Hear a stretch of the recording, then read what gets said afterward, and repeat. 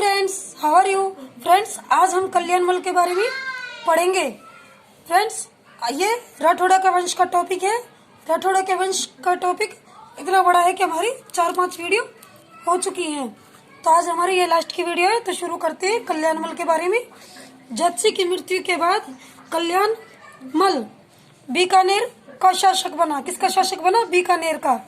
शेरशाह सूरी व मालदेव के मध्य 5 जनवरी 1544 को गिरिसुमेल का युद्ध हुआ। किसका युद्ध हुआ? गिरिसुमेल का युद्ध किसके बीच में हुआ था? शेरशाह और मालदेव के बीच में। कब हुआ था? 5 जनवरी 1544 को। कल्याण मल ने सूरी की सहायता की। सूरी ने कल्याण मल को बीकानेर दे दिया। कल्याण मल ने किसकी सहायता की? सूरी की। और सूरी ने क्या किया? कल्याण मल को बीकानेर का शासन दे दिया।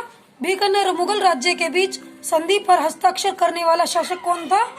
कल्याण मल। बीकानेर और मुगल साम्राज्य के बीच में संधि हुई थी, इस पर हस्ताक्षर किसने किए? कल्याण मल ने। 1570 में कल्याण मल ने अपने पुत्र राय के साथ जाकर अधीनता स्वीकार कर ली। तो कब कर ली? 1570 में कल्याण मल ने अपने पुत्र राय के साथ जाकर उनकी अधीनता स्वीकार कर ली थी। कल्याण मल की मृत्यु कब हुई? 25 सितंबर 1574 ईस्वी को। कल्याण मल के 2 पुत्र थे। कौन से थे?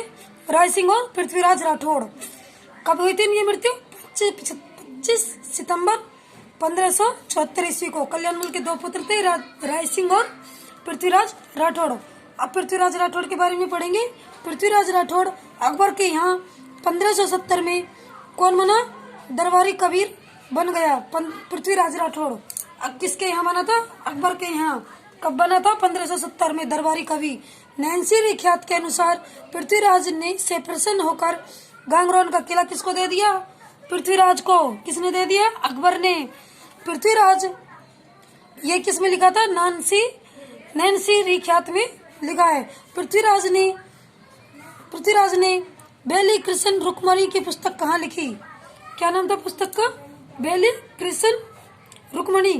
इनकी बेली कृष्ण रुक्मणी की पुस्तक कहाँ लिखी थी?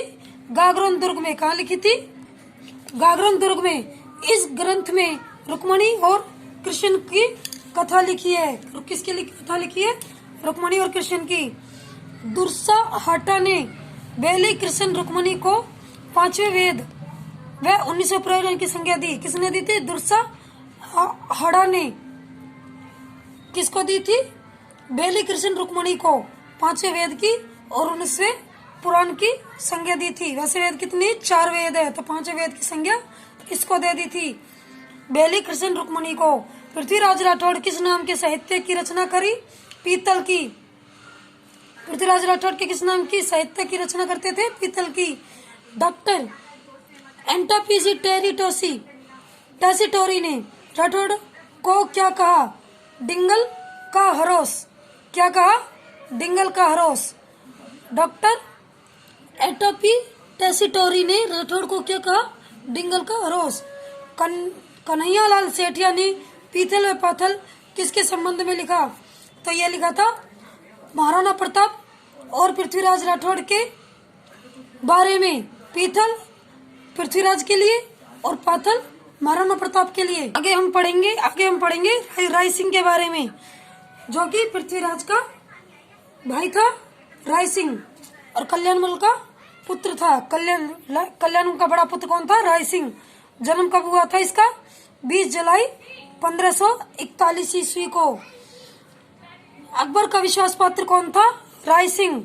अकबर के दरबार में मानसिंह प्रथम के बाद किसका नंबर आता था? राय सिंह का आता था। राय सिंह की पुत्री का विवाह शहजादे सलीम के साथ हुआ, जो कि अकबर का पुत्र था। राय सिंह अकबर और सलीम दोनों की सेवा में रहा। राय सिंह किसकी सेवा में रहा? अकबर और सलीम दोनों की सेवा में रहा। भद्रकाली मंदिर की स्थापना किसके कहने पर की? किसने की थी? राय सिंह ने की थी। अकबर के कहने पर भद्रकाली मंदिर की स्थापना। कल्याण मल की मृत्यु के बाद बीकानेर का शासक कौन बना? 25 सितंबर 1574 ईस्वी में। कब कल्याण मल की मृत्यु के बाद बीकानेर का शासक बना? राय सिंह। 1593 में जूनागढ़ का किला, 1604 में शमशाबाद व नूरपुर जागीर में दिया और उसे किसकी उपाधि दी? राय की उपाधि भी दी। 1593 में जूनागढ़ का किला, 1604 में शमशाबाद की और नूरपुर की जागीर भी दी और राय की उपाधि भी दी। अकबर ने किसको दी थी? राय सिंह को। अकबर ने ठट्टा विमान पर कब भेजे? अकबर ने ठट्टा विमान पर कब भेजा? राय सिंह को 1593 में। जूनागढ़ का निर्माण किसकी देखरेख में हुआ?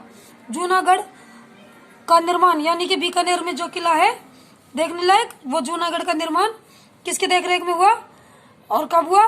1589 से 1594 तक इसका निर्माण चला, प्रधानमंत्री करमचंद की देखरेख में। यहाँ एक प्रशिक्षित लगाई गई। कौन सी थी? राय प्रशिक्षित। वह एक साहित्यकार भी था। क्या था? एक साहित्यकार भी था। कौन था? मंत्री करमचंद। उसने राय सिंह महोत्सव, वैदिक वंशपल्ली, ज्योतिष रत्नमाला, ज्योतिष ग्रंथों की भाषा पर बालबोधनी नामक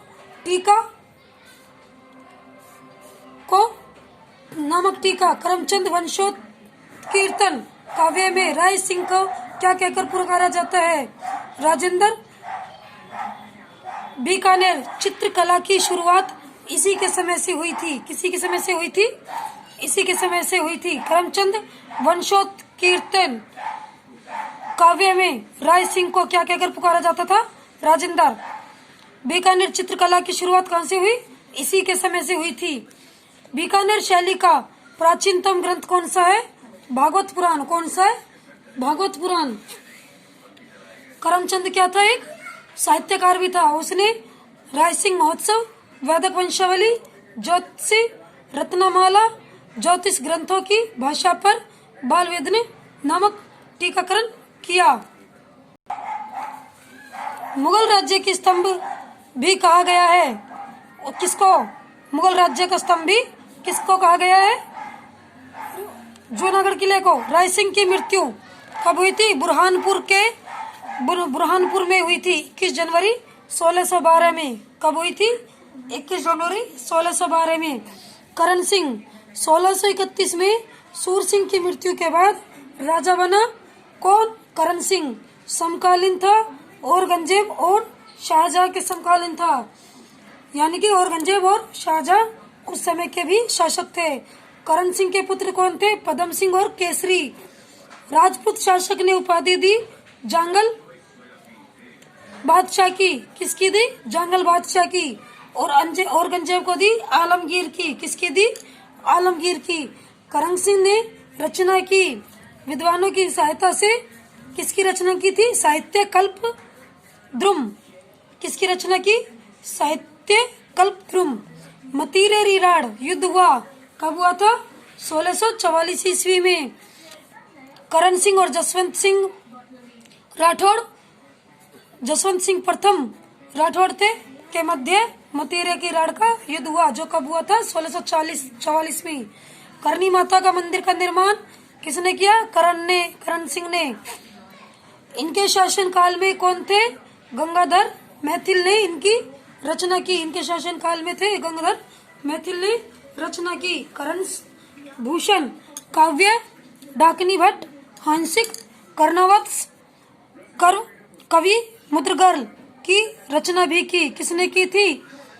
गंगाधर मैथिल ने रचना की थी करण भूषण की।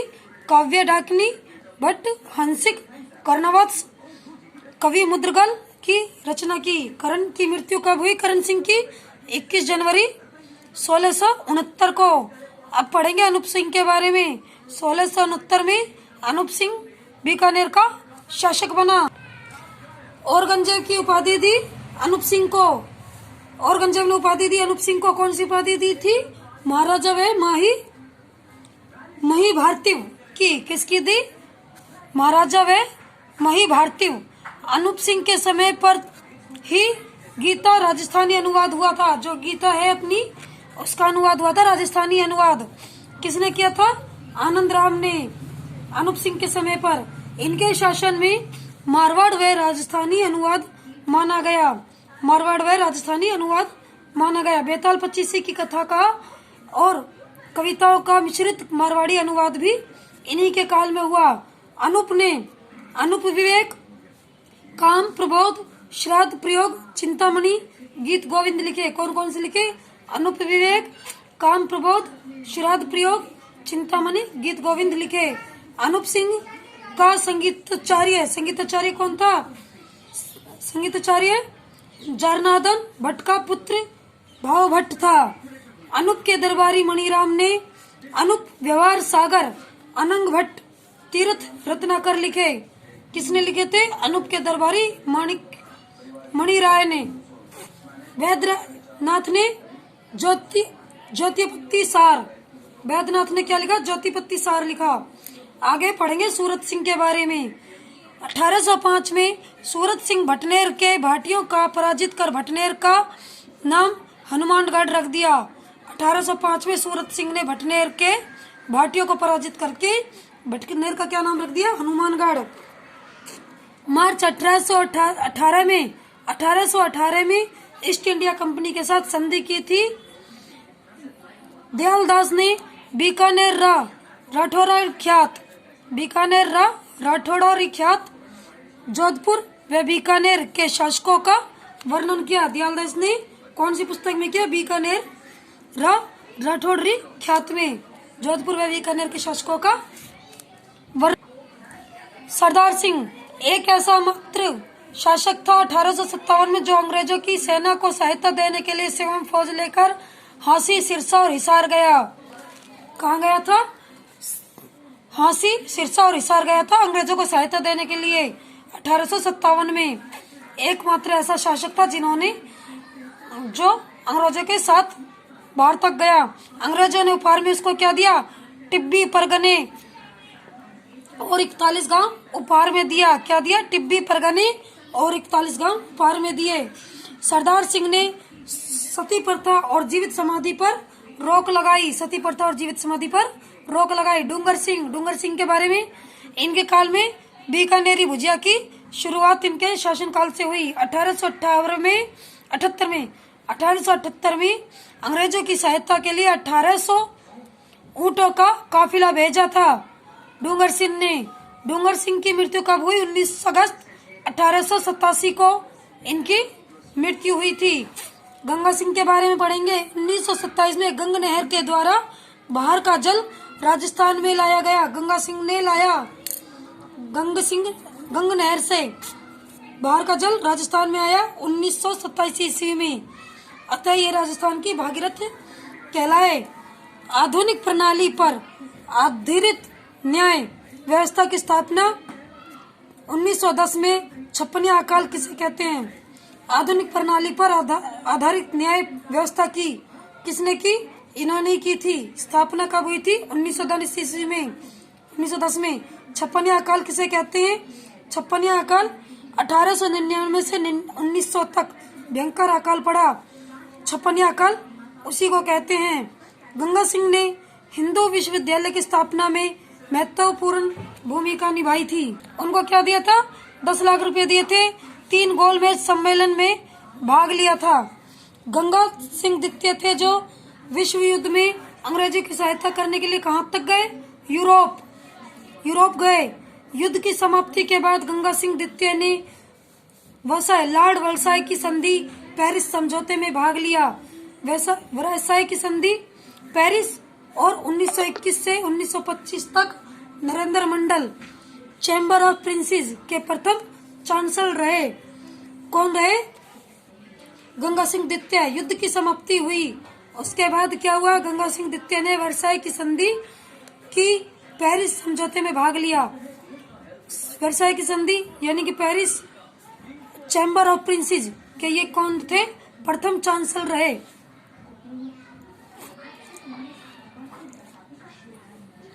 आगे प्रजाप्रतिनिधि सभा की स्थापना कब हुई? 1931 में गंगा सिंह द्वितीय बने। इसके प्रतिनिधि कौन बने? गंगा सिंह द्वितीय। कब हुई थी इसकी स्थापना? 1931 में। गंगा सिंह ने अपने पिता लाल सिंह की स्मृति में क्या बनवाया? लालगढ़ पैलेस बनवाया।